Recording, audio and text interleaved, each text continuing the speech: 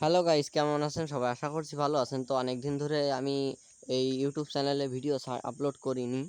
তার জন্য ভাবলাম আজ যেহেতু মোবাইল সার্ভিসিং করাতে যাচ্ছি, সেহেতু একটা ভিডিও তৈরি করা যাক। তো বন্ধুরা, আজকে আমি যাচ্ছি সুন্দরীর বাজার।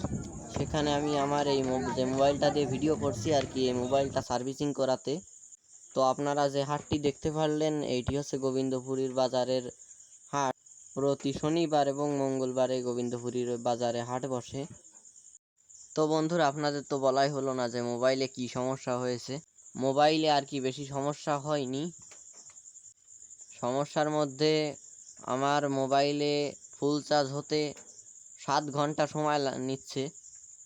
তো বন্ধুরা, তার জন্য আমি অনেক ঝামেলায় পড়ে যাচ্ছি, ভিডিও বানাতেও পারছি না। তার জন্য ভাবলাম যাই, গিয়ে মোবাইলটা সার্ভিসিং করিয়ে আনি, কি সমস্যা হয়েছে। তো বন্ধুরা, তার জন্য ভাবলাম মোবাইল সার্ভিসিং নিয়ে একটি ব্লগ ভিডিও তৈরি করা যাক। যেহেতু আমাদের এখানে অনেক বৃষ্টি হচ্ছে, আপনারা তো দেখতেই পারছেন এখনও রাস্তা ভেজা আছে আর কি।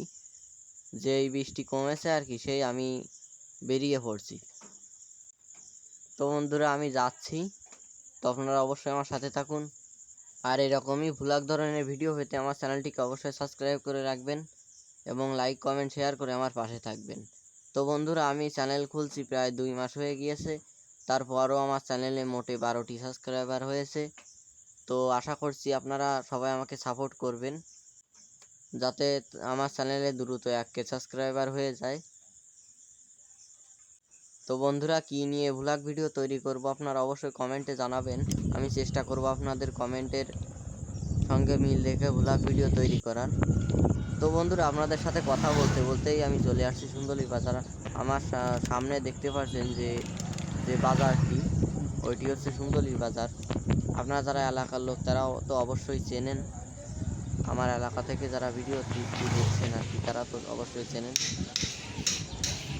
তো আমি চলে আসছি। তো এখন আমি যাচ্ছি ফোন সার্ভিসিংয়ের দোকানে। তো সেখানে গিয়ে আমার ফোনটি সার্ভিসিং করা হয়ে গেছে। যেহেতু ফোনের ক্যামেরা দিয়েই আমি আর কি ভিডিও করছিলাম, তার জন্য দেখাতে পারিনি। তো বন্ধুরা, ওখানে আবার আমার একটি দাদা বলল ওষুধ কিনে দিচ্ছি, নিয়ে গিয়ে তোর মামিকে দে। যার কারণে আমি আবার, আপনারা তো দেখতে পাচ্ছেন আমার হাতে ঔষধ, বললাম দে, নিয়ে গিয়ে দিয়ে দিই। তো বন্ধুরা, আমি আসছি, আমার সঙ্গে আরও একজন আছে।